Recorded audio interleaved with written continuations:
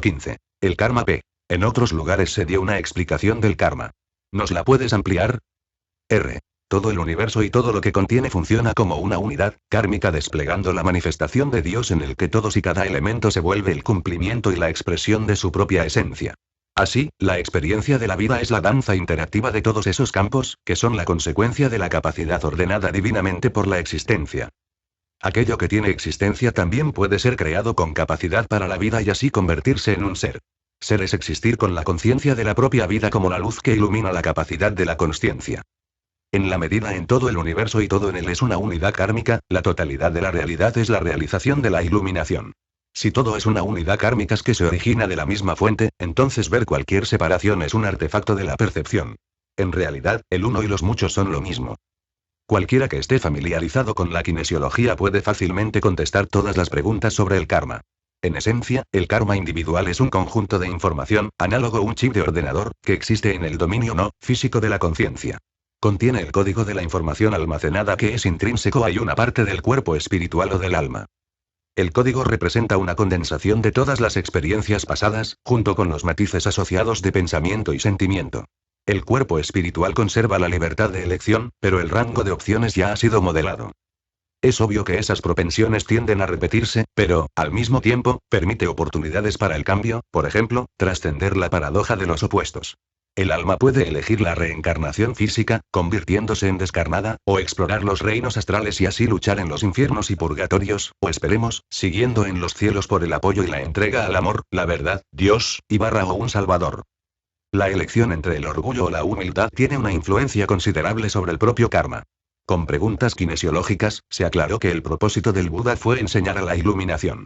En contraste, Cristo vino como un salvador de las almas de todos aquellos que no habían aceptado su realidad espiritual. El Buda enseñó la iluminación y Cristo enseñó la salvación. Sin la comprensión del karma, la vida terrestre parece ser injusta y cruel. Para los ingenuos, los malvados parecen ir libres de consecuencias, mientras que los inocentes son asesinados. Por lo tanto, la fe es la muleta en que se basa la mayoría de la gente para explicar esta paradoja. La fe es la convicción de que hay una realidad divina más allá de las apariencias. Desde nuestra propia investigación y experiencia, está bien fundada. 176p. ¿Por qué algunas personas recuerdan vidas pasadas? R. Por debajo del nivel de conciencia 600, por lo general hay amnesia de las vidas pasadas debido a la identificación con el cuerpo/mente como la realidad de la yoidad. Esta amnesia puede ser trascendida en los estados alterados de conciencia, experiencias extracorpóreas, sueños, estados hipnóticos, experiencias cercanas a la muerte, y flashbacks espontáneos. La práctica clínica de la regresión a vidas pasadas es bien conocida y puede ser muy eficaz clínicamente para descubrir traumas de vidas pasadas y los errores que se manifiestan en esta vida como enfermedades o problemas psicológicos. El uso terapéutico de la regresión a una vida pasada puede de hecho producir curaciones espectaculares y resultados.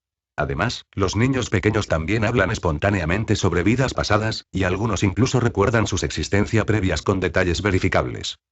Por encima del nivel de conciencia 600, las vidas pasadas son accesibles ya que la identificación del yo es con el testigo/experimentador/consciencia de la conciencia.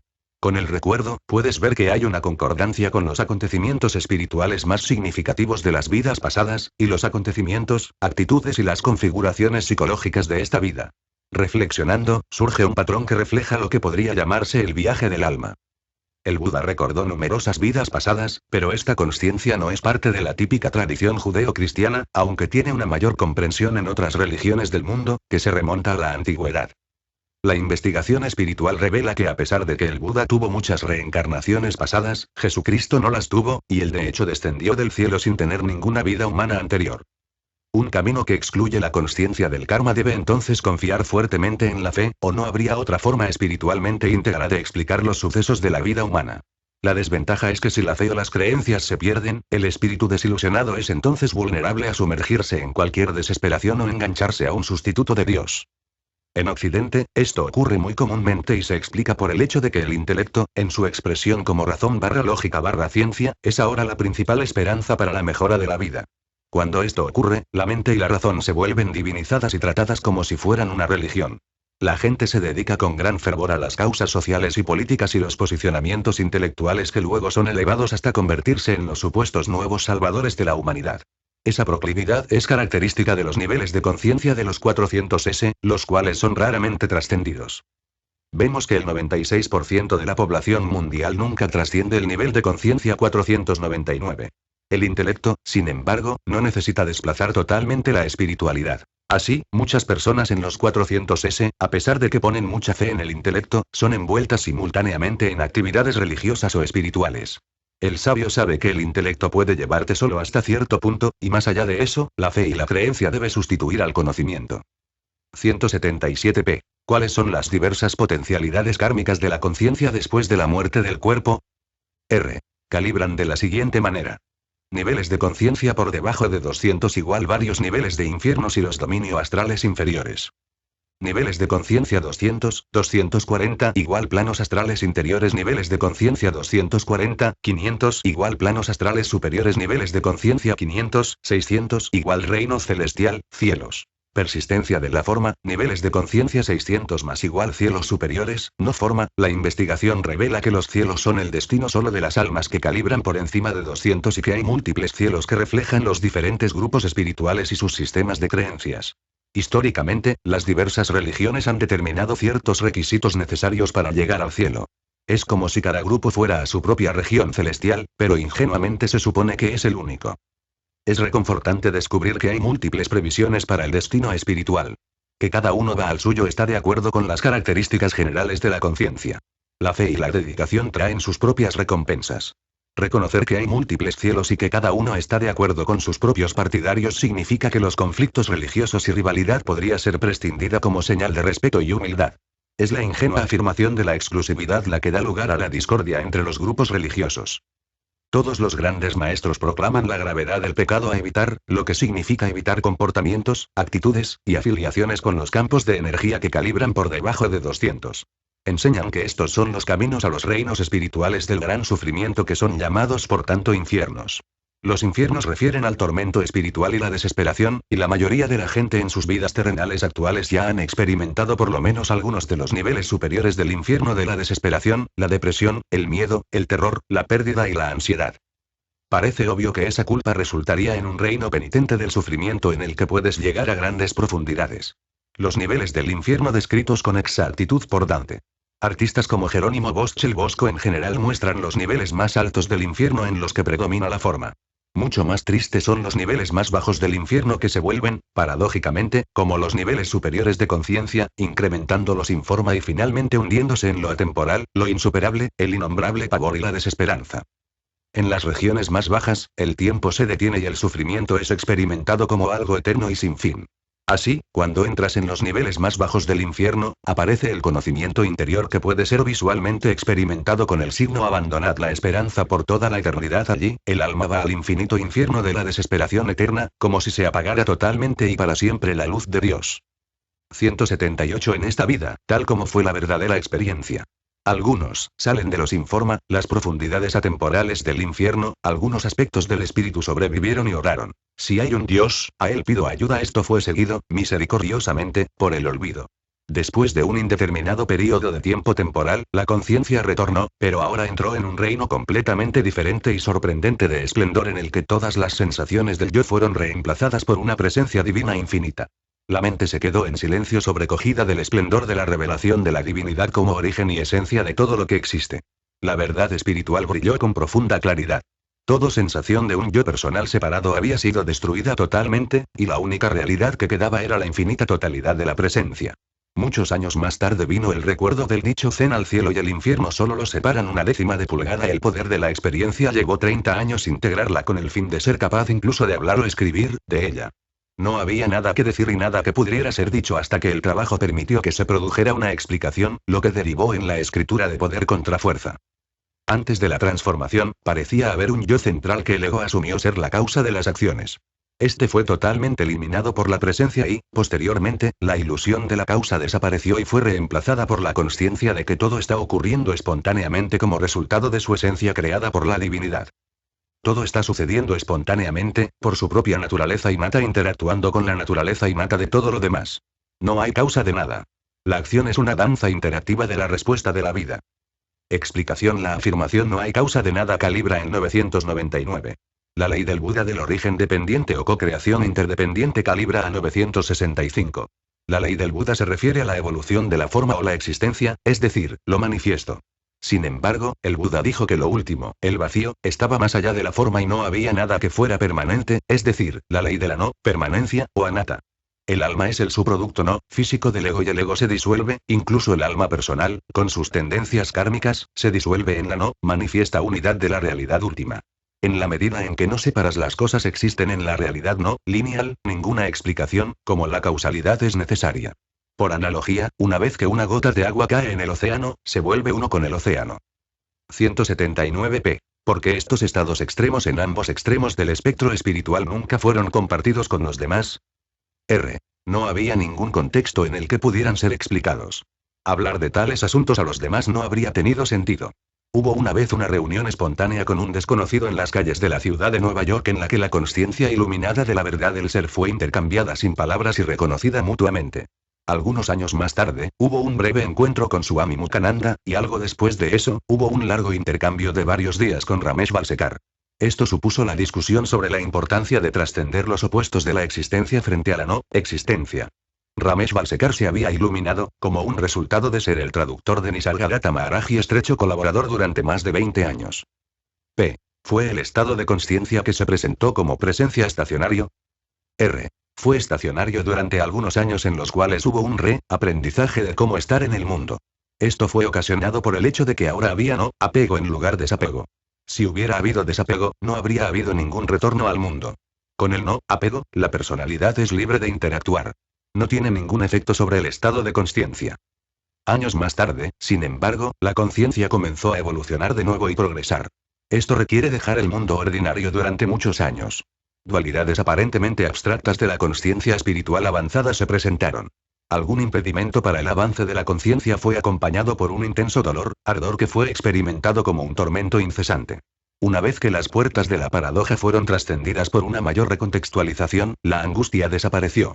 Se hizo evidente que estos fueron algunos de los aparentes demonios que habían atacado al Buda. Ellos representaban las energías colectivas de los estados del ego inferior que se habían acumulado en la conciencia sobre grandes extensiones de tiempo. Es como si los auténticos cimientos del ego fueran firmemente defendidos, y la defensa aumentara en intensidad a medida que su supervivencia era amenazada. La oposición psíquica al progreso espiritual se hizo extremadamente intensa. A continuación, avanzó, y cada avance fue acompañado por una repetición de lo que podría denominarse ataque psíquico al ver lo opuesto de la más avanzada verdad. Era como si los dominios del pensamiento estuvieran siendo amenazados por el avance de la verdad. En una ocasión, no hubo presencia mundana, sino en el nivel de conciencia, hubo un encuentro con una presencia luciferina muy enrarecida que prometía un gran poder si llegaba a un acuerdo con él. Cuando esto fue rechazado, se retiró. Esto ocurrió en lo que podría ser análogamente referido como una prueba de paso / caída a gran altitud. Podía ver y saber que Cristo había pasado por esa tentación y también la había rechazado. También fue evidente que no todas las entidades que habían llegado a esta prueba de paso / caída habían negado a la tentación. En sí misma, la tentación fue presentada astutamente no verbalmente como la comprensión de que ahora que te has dado cuenta de que estás más allá de todo karma, 180 eres libre, sin ninguna consecuencia, para reinar con gran poder, porque no hay consecuencias a tus acciones, y ya no estás sujeto a las consecuencias. Estaba claro que los grandes avatares habían pasado puros a través de esta tentación, y también estaba claro que era en este punto que un número de aspirantes habían caído. Así, esta conciencia respondió, con una afirmación absoluta, que la condición nunca podría ser utilizada para obtener beneficios. Con la dedicación del poder de ese nivel al servicio de Dios, la energía tentadora / entidad / conciencia desapareció. El error luciferino es que, aunque el espíritu ha evolucionado más allá del karma humano ordinario, aún está sujeto a las leyes kármicas del universo y de Dios. La tentación luciferina que se produce en este nivel es sutil y sofisticada. Juega sobre el avanzado, pero aún incompleto conocimiento espiritual y comprensión. La presentación es como sigue. Ahora que te has liberado del apego al amor y te das cuenta de que todo el karma está basado solo en la ilusión y que no hay un Dios temible, juzgando o cualquier otro a ser encontrado, y ahora que estás más allá de la forma y por lo tanto, más allá del karma y totalmente libre, tu poder es ilimitado. Toma ese poder como tuyo. La oferta es unir el poder por su propio bien y reinar en el dominio luciferino. La tentación es para el ego espiritual obtener el poder de Dios pero rechazando el amor de Dios. Históricamente, Jesús relató que Lucifer le pidió que se postrara ante él. Entonces tendría el poder sobre todo el mundo. El significado generalmente inferido por la descripción de Jesús fue el de entregarse a Lucifer en lugar de Dios. El Buda también describió las tentaciones similares. El reino de Lucifer está carente de amor. La ausencia de amor es también un requisito para ser miembro de los altos rangos del reino satánico.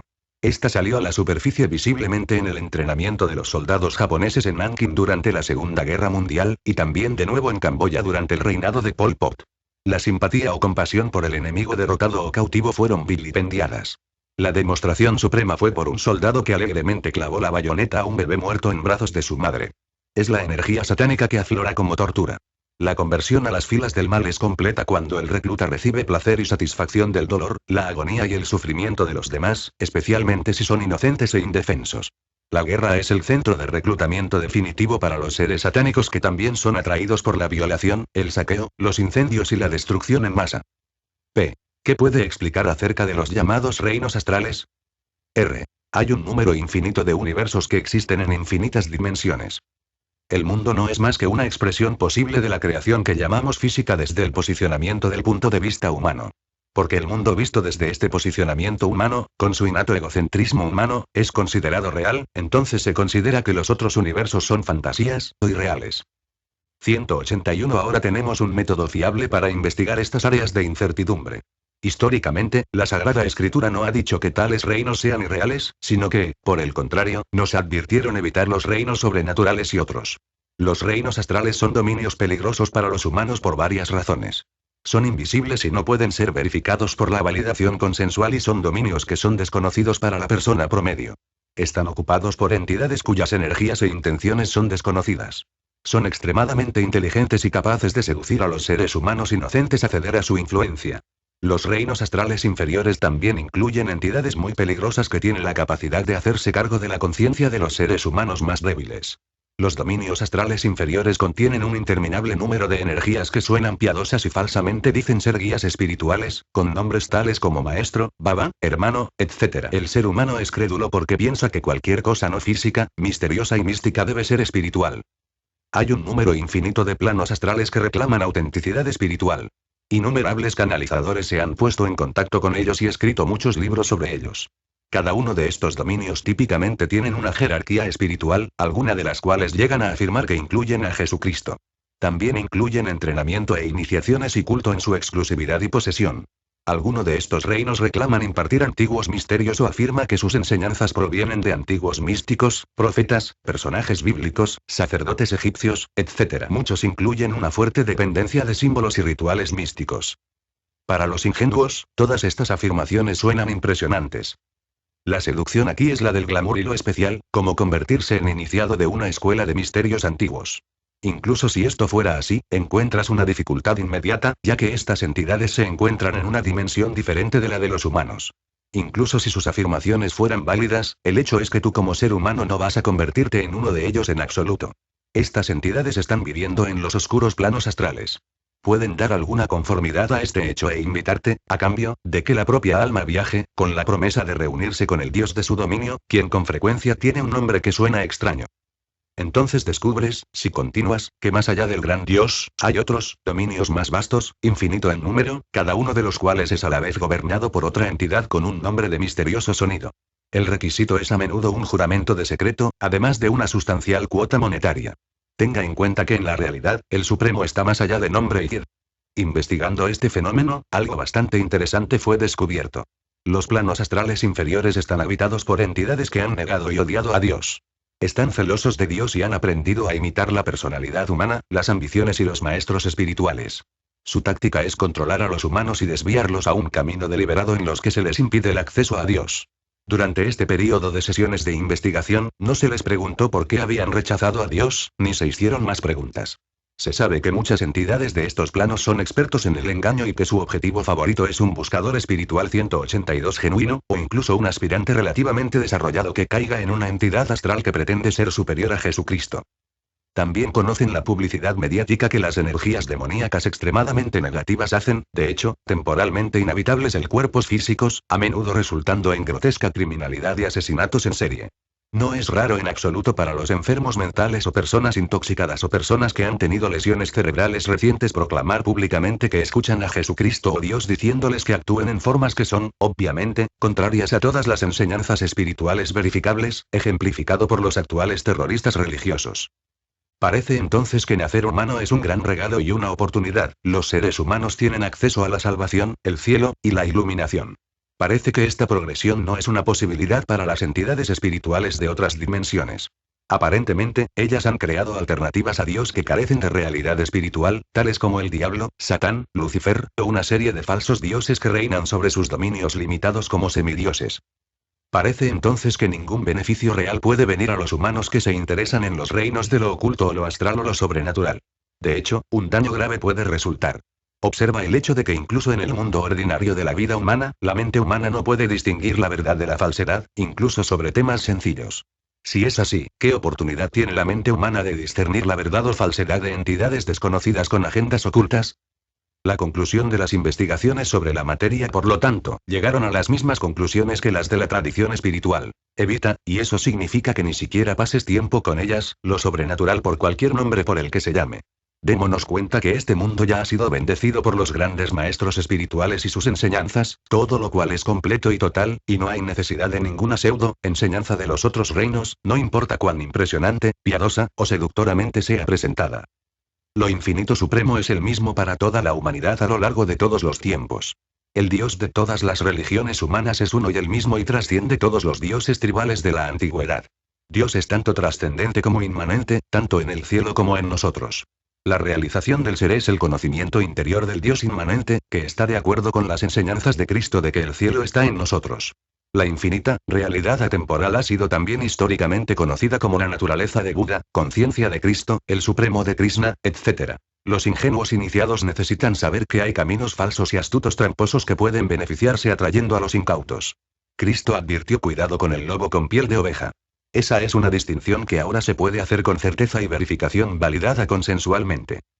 Esta investigación está, por tanto, dedicada a esa enseñanza. En el momento de la publicación de Poder contra Fuerza, algunas de las estimaciones calibradas se realizaron en 1994.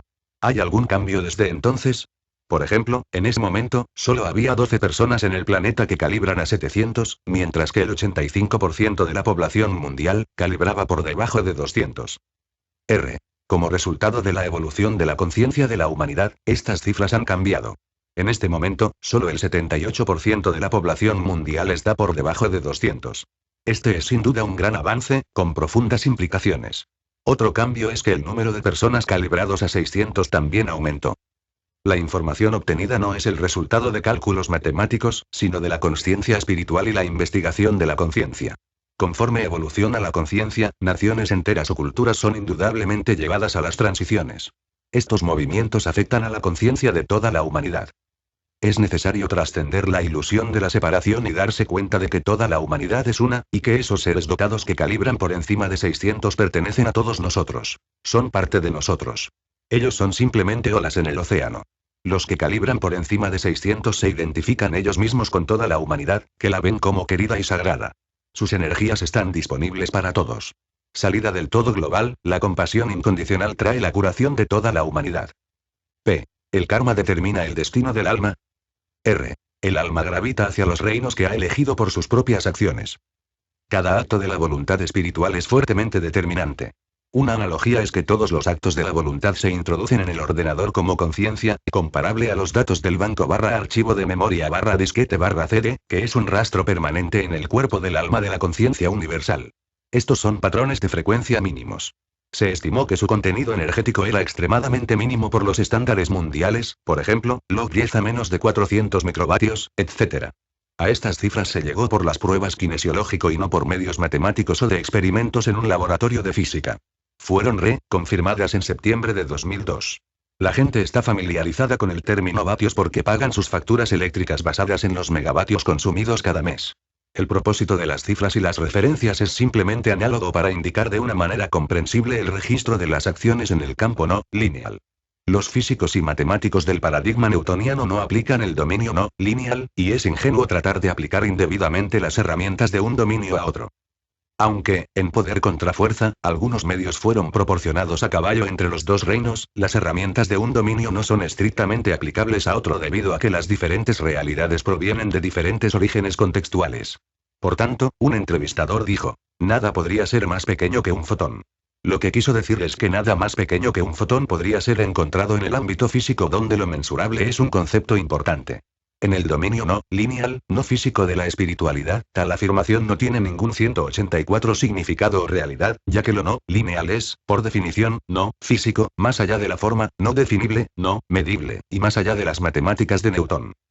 Tal vez la aproximación más cercana es la transición desde el microscopio newtoniano, el mundo medible, a lo submicroscópico, invisible. La realidad subyacente es ofrecida por la mecánica cuántica, en la que lo observable está sujeto a la influencia y el cambio por el simple acto de la observación, el principio de Heisenberg.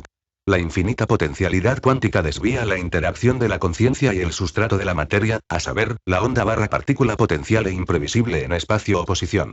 Lo observable reemplaza a lo medible y son por tanto, vistas como selecciones de la intuición del observador en lugar de tener una existencia propia, fijada, objetiva de realidad. Véase el apéndice D. Si un pensamiento es más pequeño que un fotón, obviamente no puede ser medido en términos newtonianos. Sin embargo, el destino del alma descansa por completo en este reino de poder invisible en el que todo lo que es o incluso fue alguna vez objeto de control se encuentra más allá del tiempo. Lo no manifiesto no está sujeto a las leyes de lo manifiesto. Por el contrario, lo manifiesto se despliega de acuerdo con el potencial infinito de lo no manifiesto, que podríamos llamar las leyes de la creación. Aunque las cifras calibradas derivaron de las pruebas kinesiológicas no son medibles en términos de la ciencia tradicional, estas son clínicamente y por experiencia fiables, consistentes internamente y replicables en el tiempo por numerosos investigadores. El impacto en la vida actual de una persona y el destino de su alma está profundamente alterado por el cambio de energía de la conciencia calibrada. Es por tanto más poderoso que cualquier condición física temporal. Todo lo que es mundano se convierte en polvo. Es esencial entender que la realidad espiritual no física no puede ser entendida en términos de intelectualización común o la razón. Lo lineal y lo no lineal surgen de diferentes paradigmas y diferentes contextos. El gran valor de las pruebas kinesiológico es que es el único medio discernible descubierto hasta el momento para cruzar desde lo lineal a lo no lineal, ya que registra y responde sobre la base de la cualidad invisible, innata llamada vida. Todos los instrumentos científicos, equipos y conceptos son por necesidad ajenos a la esencia de la vida misma. La ciencia estudia las consecuencias de la vida y su vida. Cuando la vida está presente, los latidos del corazón y las ondas cerebrales se producen. Cuando la vida está ausente, estos fenómenos se detienen. Tanto el latido del corazón como las ondas cerebrales son simplemente las consecuencias de la presencia de la vida. No son la vida en sí, ya que es intangible. Cuando la vida deja el cuerpo físico, aún podemos rastrear su presencia y estado y asegurar que la vida de la energía de la vida sigue adelante, ininterrumpida. La vida en sí no está sujeta a la muerte. Si rastreamos la energía vital cuando deja el cuerpo, observamos que continúa en su nivel calibrado, el mismo que antes. La imaginación humana supone, por supuesto, que va a otro lugar. En realidad, no hay otro lugar. Fuera del tiempo, la ubicación y la temporalidad, no hay ni aquí ni allí. No hay ni ahora ni después. Si el ego todavía predomina, el alma pensará que se encuentra localizada en un reino específico en concordancia con su nivel de 185 conciencia calibrado. Por tanto, encontrará y experimentará su propia definición de realidad en un reino no físico. El alma tiene su propia flotabilidad kármica. Llamamos a su destino, los reinos interiores, no físicos. La conciencia es capaz de la experiencia subjetiva de la realidad a cualquier nivel. Como vimos en la argumentación anterior, los reinos de la conciencia más allá de lo físico todavía son capaces de aparecer como fiat. La forma solo puede ser explicada por la conciencia misma, la cual es intrínsecamente más allá de la forma. La forma solo puede ser experimentada por lo que es innatamente sin fiat. La forma puede entonces continuar siendo experimentada como una realidad después de la muerte física. Hay un número infinito de tales realidades no físicas que abarcan todos los posibles niveles de conciencia. Esto está de acuerdo con la sabiduría colectiva del hombre a lo largo de los siglos. Ser iluminado significa simplemente que la conciencia se ha dado cuenta de su cualidad innata más interior, como subjetividad no lineal y su capacidad para la consciencia. P. ¿Existe algo como el karma colectivo? R. Nuestra investigación indica que tal es el caso. A lo largo de la historia, la humanidad ha participado identificada con muchos grupos de actividades con el consentimiento de la voluntad espiritual. La historia está repleta de invasiones de grandes hordas de conquistadores, ejércitos de hombres, la elección de profesión, y otras identificaciones de grupo. Estamos sujetos a aquello con lo que nos identificamos. El patrón vibratorio de la elección e identificación es registrado en el campo de la misma conciencia. Atribuye al grupo asuntos potencialmente propios al karma del grupo. Así, grupos enteros aparecen y desaparecen en el tiempo y luego reaparecen después con diferentes vestidos y expresión social. La influencia del contexto de la conciencia atrae y repele ciertos comportamientos o proclividad a renacer en ciertas tribus, naciones, clases, géneros, razas, ocupaciones, etc. Vemos a través del tiempo numerosos desastres acontecen simultáneamente a grupos de personas que comparten el mismo destino kármico. P. ¿Cuál es la realidad subjetiva del sabio? R. El ser está más allá, sin embargo innato, en toda forma, atemporal, sin principio ni fin, inmutable, permanente e inmortal. De él surge la conciencia y una infinita condición de en la casa. Es la subjetividad última de la cual cualquier sentido del yo surge. La infinita realidad ni siquiera se sabe del yo, sino como sustrato mismo de la capacidad para tal afirmación. Es invisible y todo presente. En términos corrientes, es más como una cualidad que está desprovista de cualquier contenido innato, pero es capaz de cualquier contenido.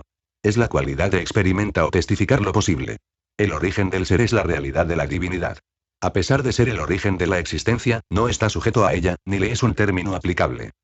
186p. ¿Cuál es el significado del término la gracia de Dios? R. La gracia de Dios podría ser entendido como la absoluta certeza de la coherencia kármica de todo el universo en todas sus expresiones como reinos y posibilidades. La gracia es la provisión en el reino de la conciencia de la disponibilidad de utilizar todos los medios para la salvación y la absoluta libertad. Por elección, determinas tu propio destino. No hay fuerzas arbitrarias a tener en cuenta. El amor elige el amor y va al amor. El mecanismo del perdón permite el perdón mismo. El universo entero está rodeado por la compasión, que está disponible para todos. La oración es eficaz. Dios no decide de forma arbitraria.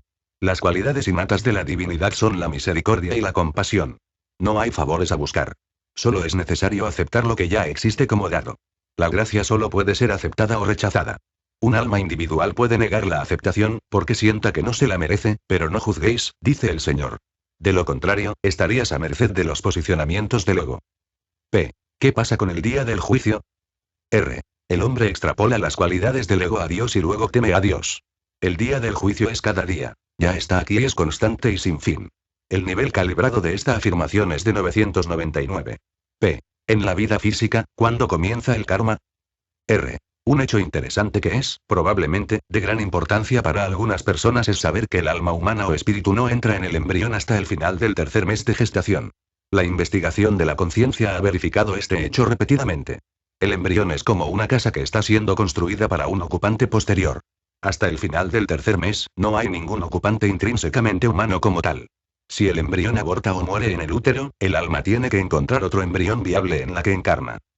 P. La ciencia reciente predice que con el tiempo habrá un fin a este universo. Si es así, ¿qué será del destino humano? R. Este universo físico es solo uno de un número infinito de dimensiones. Debido a la identificación del ego con lo físico, el tiempo y el lugar, imagina que su realidad está limitada a este universo percibido. P. Que el espíritu no se una al cuerpo hasta finales del tercer mes de gestación es muy interesante. ¿Cuándo entonces, el alma deja el cuerpo físico al final de la vida física? R. Si la muerte es repentina, lo deja instantáneamente. Si la muerte es lenta, comienza a salir antes de la verdadera muerte física. En los casos de senilidad, enfermedad de Alzheimer o una discapacidad progresiva, severa, el aspecto consciente del espíritu sale y comienza a ubicarse en las dimensiones espirituales. Cualquiera que haya trabajado en hogares de ancianos ha observado este fenómeno tan común. La familia también dirá que la persona ya no está allí, la energía del cuerpo etérico permanece con el cuerpo físico hasta el final de lo físico, pero la conciencia mental ya no es dominante. 187 Cuando la conciencia comienza a salir del cuerpo físico, hay una pérdida progresiva de memoria, orientación y capacidad de reconocer a sus familiares. La cognición y la comprensión ya no funcionan. Anteriormente o al mismo tiempo, puede haber un período durante el cual la persona tiene siestas de gato, e informan de visitar varios reinos celestiales. La mayoría de las personas que mueren muestran un profundo sentido de paz. P. Usted dijo antes que las personas no experimentan en realidad su propia muerte. R. Eso es cierto, porque el sentido del yo se disocia del cuerpo y de la muerte del cuerpo solo puede ser testigo, si acaso. El cuerpo es solo un recuerdo del pasado, y la consciencia de una nueva realidad toma su lugar. El cuerpo es simplemente olvidado y deja de ser una realidad existente de cualquier interés. La nueva realidad de la muerte es abrumadoramente absorbente. Esto también es confirmado por las experiencias cercanas a la muerte o extracorpóreas. Se ha informado en la tradición espiritual que el espíritu necesita aproximadamente 3 días para completar el abandono total del cuerpo. Este hecho es también confirmado por las pruebas kinesiológicas. Por lo tanto, tradicionalmente se recomienda esperar durante 3 días tras la muerte antes de la cremación del cuerpo con el fin de permitir al alma completar el proceso de separación, sin restos de nostalgia, quejas, o pérdida. Cuando el sentido del yo ya no incluye el cuerpo físico, cesa el miedo a la supervivencia. Una multitud de vulnerabilidades desaparecen y son reemplazadas por un profundo sentido de seguridad y bienestar. Una gran multitud de defensas y mecanismos ya no son necesitados, por lo que caen, con gran alivio. Además, ese básico inconsciente, subyacente, siempre presente miedo a la muerte física que ha plagado la vida de uno ha desaparecido agradablemente. La pérdida de la identificación del ego con lo físicamente vulnerable y la ilusión de que era la fuente de la existencia trae paz. P. ¿Qué realidad hay en la muerte real? ¿Existe tal cosa? R. La muerte significa la pérdida de que te identifiques como yo. Así, existe en realidad una jerarquía de posibles muertes. La más básica es el miedo a la muerte del cuerpo, consecuente a la cual está el miedo a la pérdida de la sensibilidad, la memoria y la propia historia de vida. Después está el miedo a la pérdida del cuerpo emocional, y así sucesivamente. La muerte real que subyace a todo esto, sin embargo, y lo que en realidad es temido por el ego, es la pérdida del ego como entidad separada, autónoma. A diferencia de trascender la identificación del sentido yo con el cuerpo, la pérdida del sentido de la realidad del ego como yo es experimentada como muerte. De hecho, es la única muerte real que puede ocurrir. En esta vida, a pesar de que la transición en tiempo temporal probablemente llevó menos de un minuto, cuando sucedió, pareció suceder a gran profundidad y estuvo más allá del control o el recuerdo. Al igual que el colapso de un edificio en un terremoto, una vez que el proceso se inició, progresó en su propio momento y trajo consigo un sentimiento temporal asociado de terror. Era como si la estructura misma de todo lo que había sido el núcleo de la realidad estuviera desapareciendo. Pero entonces, en su lugar 188 brilló la gran maravilla del infinito yo del ser. En una fracción de segundo, los últimos restos del desaparecido ego fueron abandonados tontamente con asombro. Todo fue sin palabras y en silencio, en la infinita, omnipotente quietud de la presencia. Toda la existencia brilló como una expresión de la divinidad, y la verdad de Dios destruyó toda la ilusión y la pretensión de pensamiento. Fue completo y total. P. ¿Es todo miedo a la muerte entonces en realidad el miedo a la muerte del sentido del ego del yo? R. Eso es cierto. Está formulado por la mente como el miedo a la muerte del cuerpo, lo que, sin embargo, es solo un velo. El ego verdaderamente teme la pérdida de su propia vida e identidad como yo, y la base de su ansiedad es la consciencia de su propia vulnerabilidad. Si el ego se basara en una realidad absoluta, estaría más allá del miedo porque sabría que es atemporal e invulnerable. Por el contrario, el saber interior del yo real incluye la consciencia de lo absoluto del infinito. El yo personal es el contenido, mientras que el yo de la realidad es el contexto. Por analogía, la nube está sujeta a cambios y la disolución, pero el espacio del cielo es intrínsecamente inviolable. El tiempo va y viene pero el cielo permanece sin cambios. La iluminación es simplemente el cambio de identidad de la nube al cielo. Así, el sabio puede decir yo soy eso que está antes de que todos los universos nacieran y seguiré así, como tal, después de haber desaparecido.